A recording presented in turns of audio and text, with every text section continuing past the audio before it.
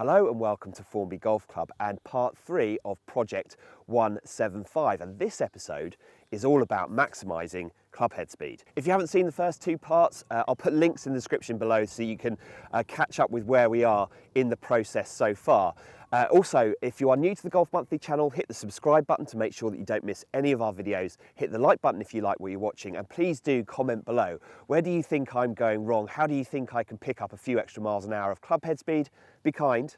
I'd be really interested to hear your thoughts. So today I'm going to be meeting up with James Wiltshire. He's a vlogger based down in Devon. He's also a long drive expert. He's a PGA professional. He's incredibly fit and strong. And James really is the man to help me, provide me with some advice and some tips to unlock a little bit of extra club head speed, to hopefully unlock that ball speed of 175 miles an hour. Right, let's get out there and meet James.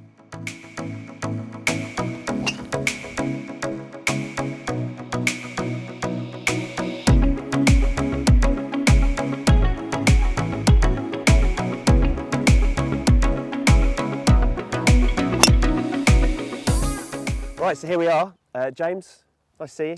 Nice to see you, mate. Your task is to get my club head speed up from around about 112 miles an hour, which is where I was during the fitting, wasn't holding back, wasn't hitting it massively hard, but I wasn't holding back. Yep. Need to get to around about 115 miles an hour without losing complete control of the golf ball. Cool. Not an easy task, mate. 3 miles an hour. 3 miles an hour. Is that a lot or is that not a lot?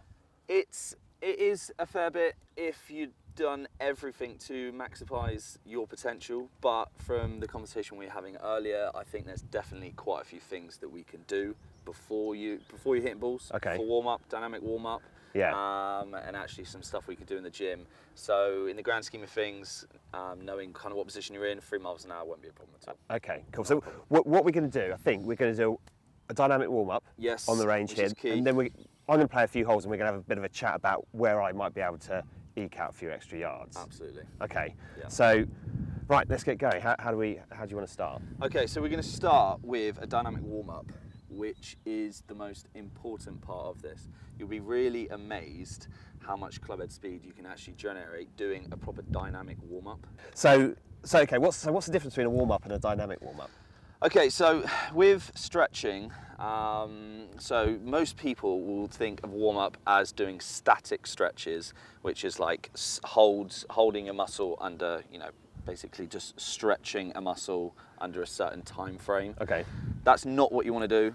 There's studies that have shown that stretching a muscle for a particular time, like doing 30-second hamstring stretches, actually decreases strength and power output in that muscle by upwards of 25%. So that's not what we want to do. What we want to do is dynamic stretching, okay, which is stretching through movement. Okay. Okay, so I'm going to give you a routine basically. Okay. And we're going to go for it right now. Okay. If you want to. Yeah, let's do it. Let's do it. Now this shouldn't take too long. This is 5 to 10 minutes to prime yourself for actually hitting golf balls.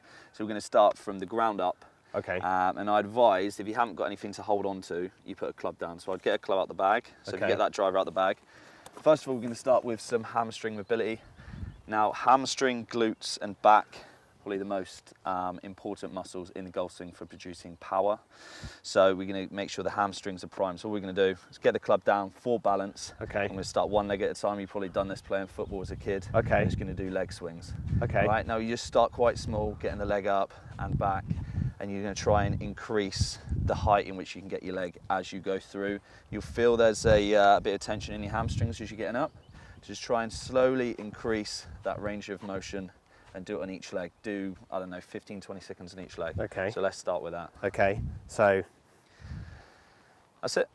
So you're just literally swinging your leg, keeping it fairly straight. So no bend in the leg. Can you feel the bit of tension in your hamstring? Yeah. Okay, just try and increase that as you're going through.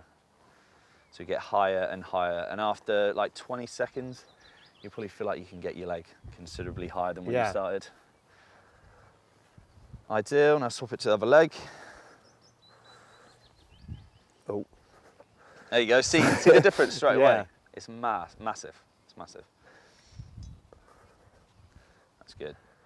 And the key thing with this is that it's steady increments. Don't just get out your car and start. Wild kicks going on, because you don't want to pull hamstrings before you go out and play golf. So it's just nice and steady. Ease your way into this. Okay, so hamstrings are primed, hamstrings are warmed up. So now we're going to focus on our hip area. Okay. So this one requires quite a bit of balance. So this might take some getting used to, maybe practice this one at home. So we're just going to put the club down in front of us. We're going to give plenty of room between the club and our foot. And you're going to open the hip up and then you're going to close it off through. So open it up and then point the toe and squeeze through, okay? And you just want to slowly get higher and higher as you're going. And as you can see, I'm having quite a hard time actually maintaining balance. So put it a bit further out. There you go. And then big swing. That's better. It is just slowly, incrementally increasing the range of movement there. It actually starts getting your stabilizing muscles in your lower body as well activated, so it's a really good one to use. Right, so hips are starting to get moving. Yeah. Which is good. Okay, good. Right, now we're going to go slightly higher. You've probably seen Jimenez do this one. Yes. This is a bit funky. Right, so we're going to do like pelvic rotation basically. So you're going to hold the club here, you're going to get in a posture, and from there you're going to move your hips.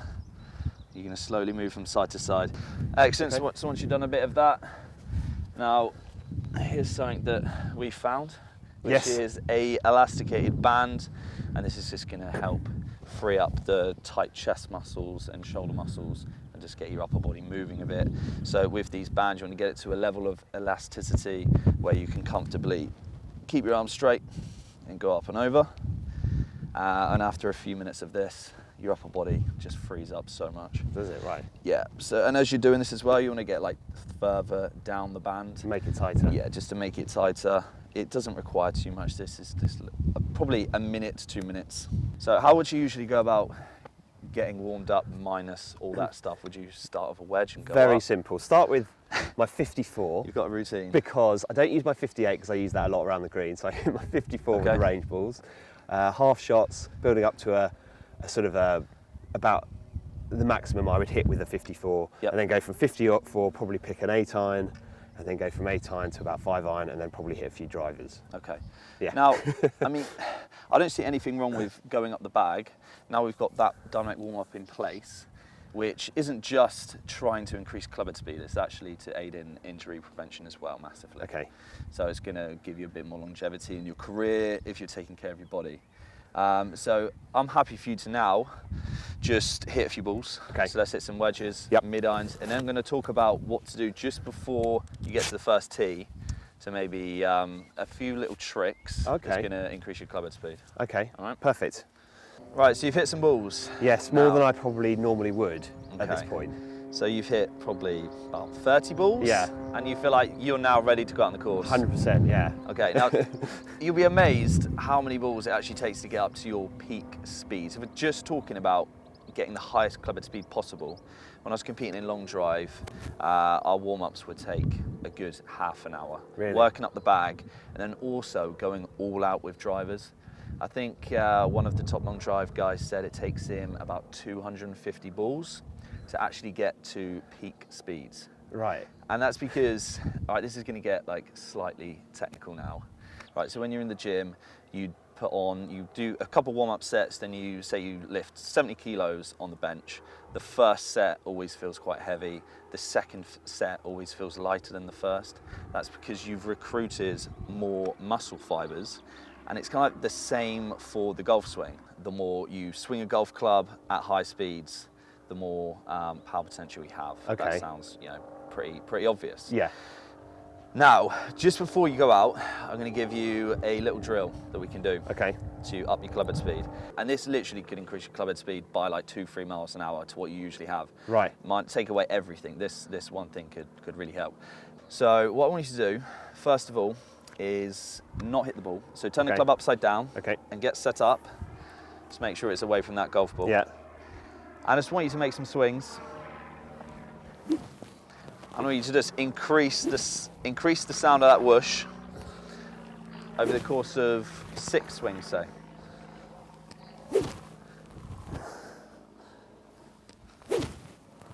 Okay, one more. Right, now just give yourself like a minute rest. Yeah. Right, next set. So after a minute rest, let's do exactly the same thing, but I just want you to increase that club head speed again. Okay. So exactly the same, just swing harder. So how hard should I swing the first one? So you want to build it up. Okay. But by the third set, we're going to do 3 sets with like a minute rest in between at least, and you want to be topping out, pretty much swinging out your shoes on the third set. Okay. All right. That's it. You got more than that. Good. Good. 3 more. It's getting louder. Oh. Okay, and rest. How are you feeling? Yeah, Out of breath, I've puffed, yeah. It feels like you've just done some physical activity. Yeah. Okay, you can have a minute rest. We're going to do 1 more set. This is revealing to me how undynamic my golf swing is, I think, James.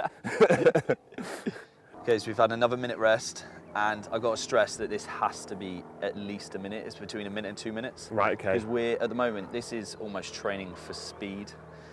Okay, so when you're training for speed, you do need to let your central nervous system recover in your rest periods. So it's very important that you get that rest between. So third set, this is going to be the all-out golf swings.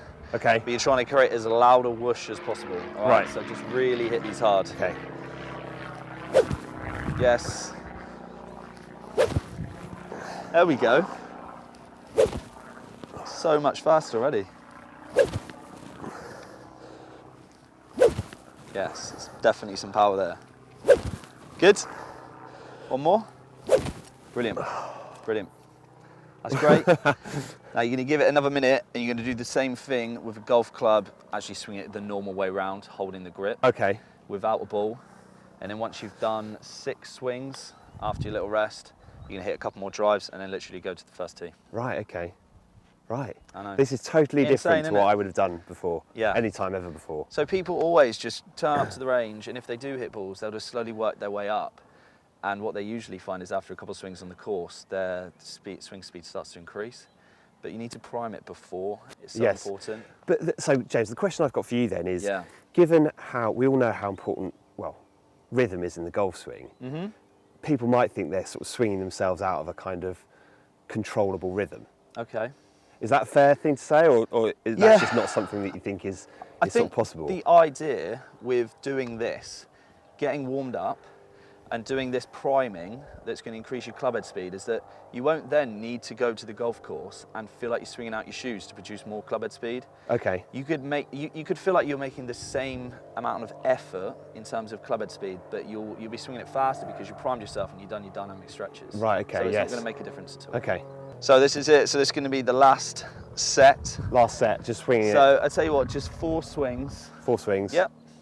As hard as I possibly can. 4 swings as hard as you possibly can. Separate them, and let's go.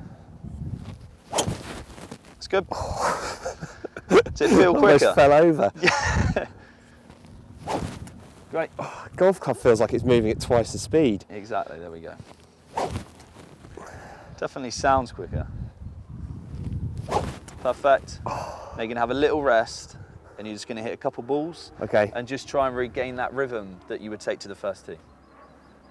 This is mad. I've never done anything like this before.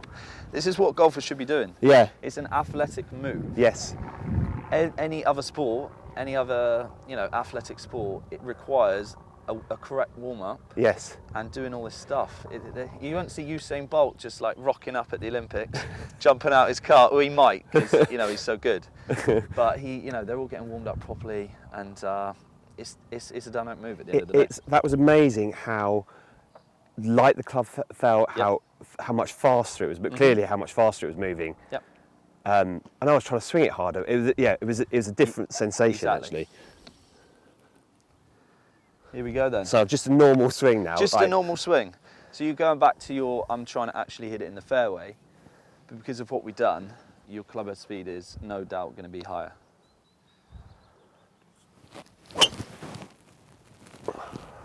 Great. Looks good. Oh, I felt like I was really patting that. So that feels like a pat. Yeah.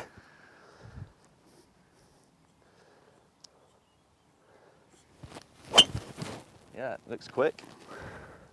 There you go, down the middle. You would take that on the first. Yeah, it's in the air for a long time as well. It's gone quite a long way, hasn't it? It has. Yeah. Should we take it to the course? Let's do it. Let's head to the course. Right then, James. So, let's get going. So this is it. We're starting on the 6th hole here at Formby. Yep. Somewhere I can really go for it with driver. It's a great hole. Yeah, let's get going. Let's put it into action. So as we were saying, you're not trying to make, you know, an extra effort with this. You've primed yourself, you're ready.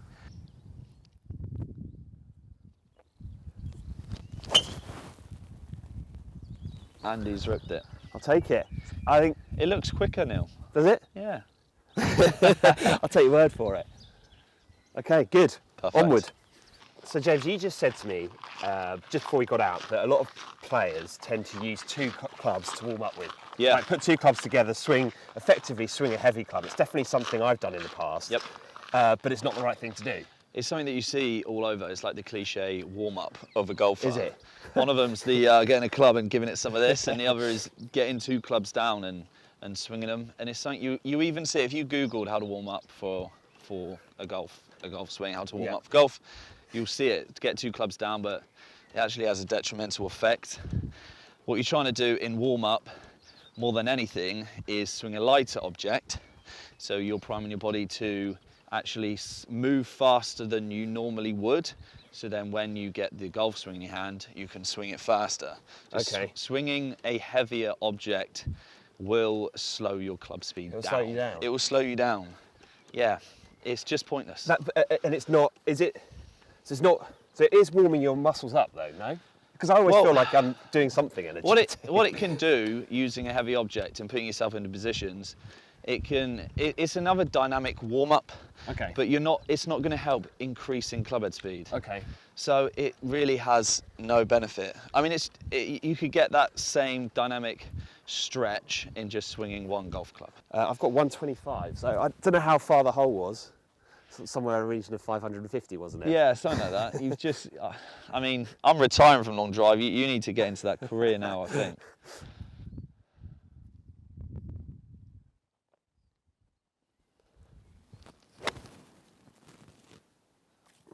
Bit clean, but It's not bad. it's all right. 15-foot putt for birdie. That's all right. I'll take it.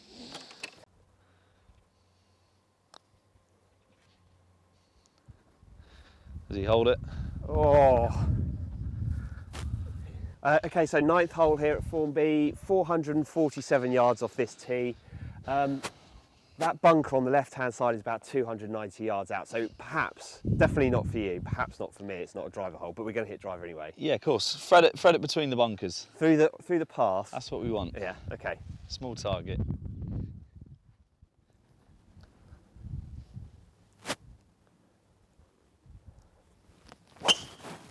Oh, come on. Look at that. It's actually at the path. That is ripped. That is way past that bunker. Okay, right, James, Okay, over to you. Here we go. So so what swing are you going to put on this? Are you going to put your long drive swing or are you going to No, I'm not. I'm gonna make that clear now that this is going to be I'm trying to hit it in the fairway golf swing. Okay, good. All right? Yeah. So we've done about a 2-minute warm-up for this. So this is everything you shouldn't do, but let's just try and get it down there, yeah?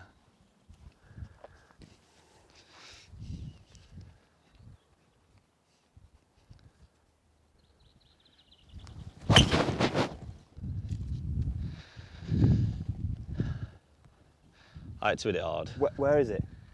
Fairway, 100%. 100% fairway. I didn't lose it in the air at all. It's in the fairway, 100%. Yeah, let's go. So yeah, when it comes to long drive, what are the things that people can learn from the long drive guys? Not to become a long drive person, but just to takeaways. Add a bit of extra speed. Yeah. Right, the first thing I'd say in terms of speed is long drivers use the ground really well.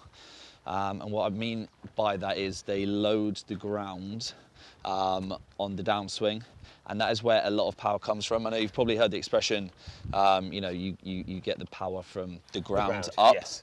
What that actually means is that you're loading the floor. So if we can stop for a second. So what I was taught, and we use force plates for this, is that you try and make yourself as light as possible on the upswing. So I'll be trying to take the club up really high. I'd almost be trying to feel like I was, you know, making myself light. Yeah. And then you load the floor. You're trying to put as much floor pressure in the floor as possible, and then you release it in the downswing. Yeah, in the downswing. As soon as you start, you're loading the floor. So that's why you see people squat, and then just before you hit the ball, you're trying to unleash it. It's almost like you're pretty much jumping, which is why if you see a lot of long drive guys at impact, they are off the floor. Kind of off the floor, aren't they? So you're loading it and you're taking off, and then that leads to just a lot more clubhead speed. Obviously, you're not saying people should be jumping off the floor, or are you? Well, that's the thing. I mean, it's hard to translate that to normal golf, but you could definitely feel like you are using the floor a bit more. Okay. I've noticed it with people that I've taught when I've done a tiny bit of golf coaching before, that if I just tell them to feel like they're squatting a bit and using the floor, their clubhead speed definitely goes up. Oh, really? A few miles an hour, yeah, it definitely works. Whether you can translate that into still maintaining accuracy is quite questionable. Okay. And then the other one that you mentioned earlier was tee height. Yeah, tee height. So in order to gain yardage without trying to feel like you're swinging further, I guess getting a better ball flight. So teeing the ball higher, which encourages you to hit up on it, which is what we which is what long drivers focus on the most. Is it? Right. Is what actually, sort of angle of attack are you going? So if you're talking like TrackMan numbers, they were hitting like 10 up on it. That was the goal. Hit 10 up on it with 5 degrees of loft, and also trying to get the hands leading the club as well. So your dynamic loft kind of matches your angle of attack. Yeah. Which means high trajectory, hardly any spin, low spin, and just balls going this way, as opposed to a lot of golfers who will hit down it with driver and they'll start it low with a lot of spin. Yeah. So tee it high, try and encourage an upward arc. Yes, and that should lead to less spin. That's how you get high launch, low spin. Exactly. Without having to do too much in terms of your sort of but I think to try and load the floor. Right. Now, people at home are not going to believe this, but this is where my tee shot has finished. Yeah, they're going to think you've chucked that there. They're going to think I've chucked it there, but I haven't, have I? No, I mean, literally. You would be in it as much as I swear, I'm an honest guy. Oh, I've hooked it. That's pretty pure, but he's just turned over. It. Oh. Cool, how's your short game? We're going to find out in a second. So I'm going to hit a little 54 degree in here.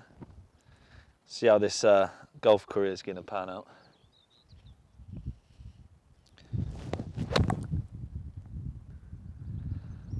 Choosing the safe option. Yeah, solid. Hello. There's nothing. Come on. That.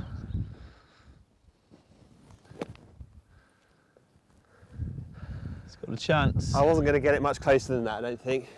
This is the other bit of the game. Quite like the look of this putter. Yeah.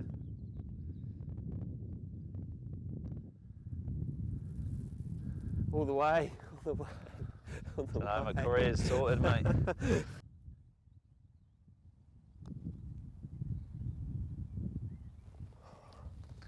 Easy game, isn't it? James, thank you so much for that.